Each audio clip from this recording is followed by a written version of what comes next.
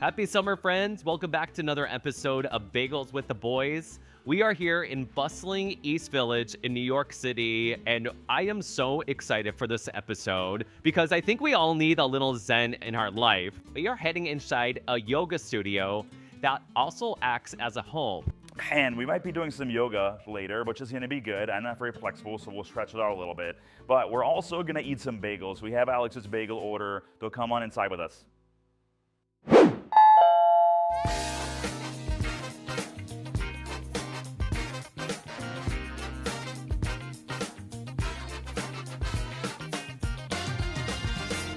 So Alex, thank you so much for having us. We're already looking around, and this place is amazing. We can't wait to talk more about it.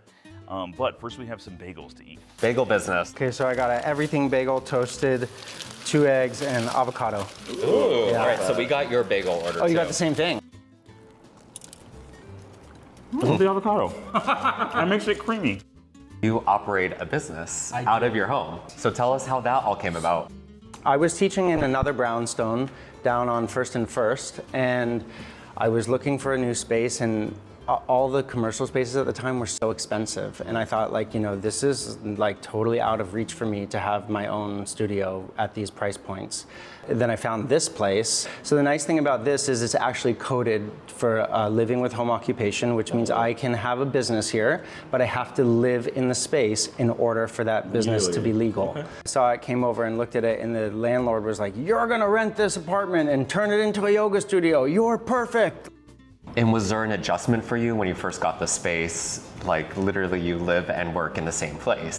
If you're running a yoga business or running a yoga studio, you're teaching in the mornings and in the evenings, and you have a lot of free time in the middle of the day.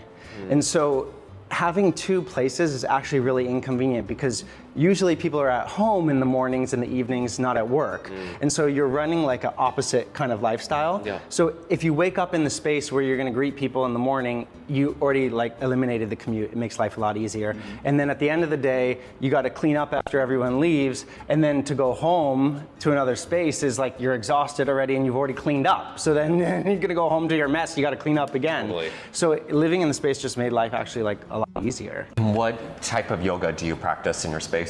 Here we teach Ashtanga yoga. Okay. It's a traditional format. Like what's popular in yoga is called vinyasa, but a lot of people don't know that the word vinyasa or vinyasa yoga actually comes from Ashtanga yoga.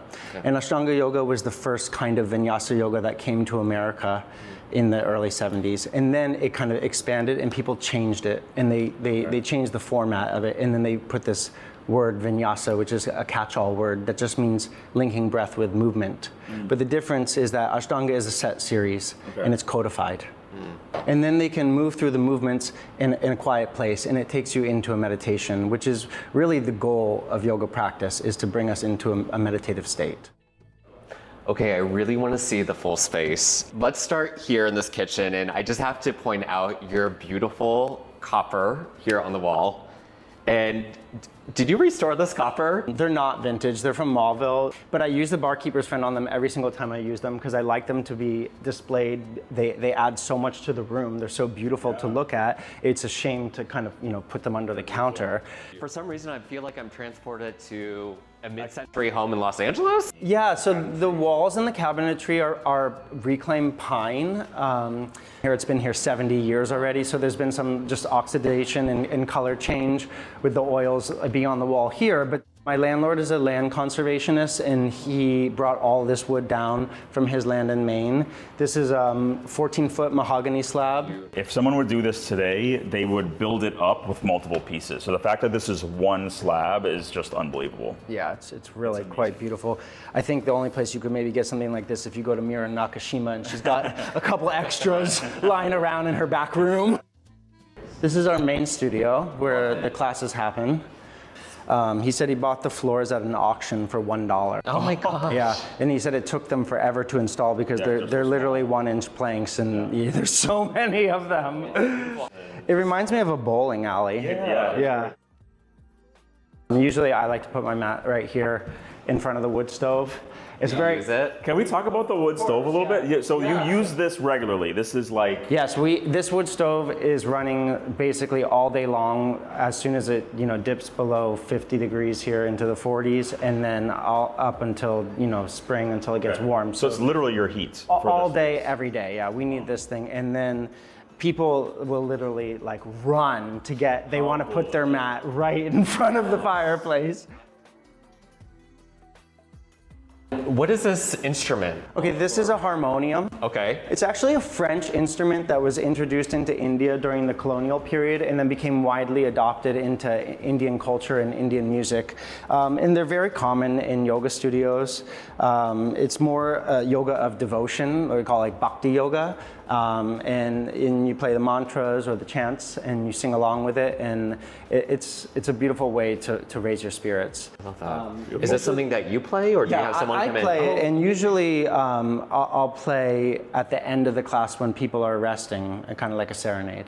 Okay. Beautiful. Beautiful. Love that. And is this a hidden door? Yes, this is a hidden door to my special bedroom. Can we go inside the special bedroom? You can, yeah. Yes. Most people don't get to, but for you guys. Whoa. Wow. Yeah, it's so different in here. It feels like a much whole other different from the rest of world. the space. Beautiful though. Wow. All right, the first thing that you see when you walk in here is the artwork. Yes, all the tell us about that a paintings. little bit. So all the paintings are by Eugene. Okay. And originally I had rented this entire house and we had it kind of like an Airbnb hotel where people could stay here, and all the art was in the different rooms, and we were displaying it in order to sell it to people that were coming to stay with us. And then after the pandemic, I consolidated the studio to just one floor. We're not trying to distract people too much, so I put them all into here, and then there were so many, it became this kind of salon. This is really my home. Yeah, it's warmer. It has a lot more color. It probably has a lot more of your personality to it. Yes. I only have so much private space. It's like this room is so tiny that I don't like things to be cluttered. I'm like my mother. Like, she's cleaning constantly. Like, if I see someone like wipes their face and puts the napkin down, like I'll pick up the napkin before they're even done with it. And they're like, I'm not done with that napkin. I was just noticing it. It's just everything is very neat. You have your key holder here. I mean, everything has a spot. Everything is intentionally placed. And that not only goes for my personal space, but it also goes for the yoga space. I'm going to talk about the shop area and the changing area in the cubbies. Let's talk about that a little bit. Yeah, so most people's living rooms aren't set up with like cubby stalls for all their friends' belongings when they come over, but people are really coming here to do yoga practice. So when they enter, we have, I kind of designed this. Some people say it looks like a Frank Stella, but it's definitely a Schatzberg original. So I just designed this cubbies, and we used pine. Yeah, it just like blends into the wall. It's Yeah, really it's quite, perfect. I honestly think it's quite beautiful in its form and shape. And then we have the shop area, some t-shirts and clothes. yoga Yeah, mats. so we're a yoga studio, so we're always looking to pump the brand.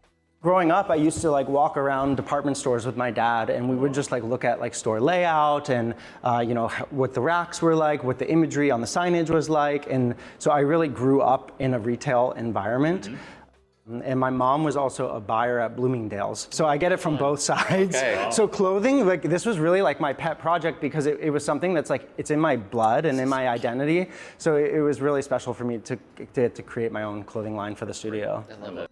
On the way out the door here, I see there's the bathroom is right here in front of us. Yes, so this is all reclaimed barnwood, and then this is like a black sandstone, which is cool, and it has to be oiled constantly. And I love looking at this beautiful painting and then also seeing what looks like the same artwork. So I made an entire collection, and we turned them into shower curtains. But do you use this shower the most, or your outdoor shower? If it's above freezing, I will go outside because we have both hot and cold water, and there's nothing better than an outdoor shower. So this is the outdoor patio. Beautiful. And a lot of these trees, they start inside, so like the lemons and everything that's tropical will be inside the studio all winter long, and then as soon as the weather shifts, then it all comes out here. You have a lemon tree in Look New York at those City? lemons, they're huge. We have lemons, we have blueberries, we have peaches. This is a peach tree here. And then this is your shower behind this. Yes, so back here, we built this kind of a farm stall for it, a little privacy, and got the rain shower, and then my bathroom's right here. So I just kind of jerry-rigged this myself, and we fed the hot and cold water lines out, got some copper piping here, rigged it up, and you know, you're good to go. Tell people where they can find you. So you guys can find us here on St. Mark's Place or online at newvibeyoga.com if you want to sign up for classes. Amazing. Or if you're not in New York City and you're watching us from abroad, then you can check out our online classes. They're both on the website, newvibeyoga.com, or you can also just go to YouTube, type in New Vibe Yoga, and we have a 30-minute and a 60-minute class, and you can just jump online and get in there with us. Thank you to Barkeeper's Friend for sponsoring this video today.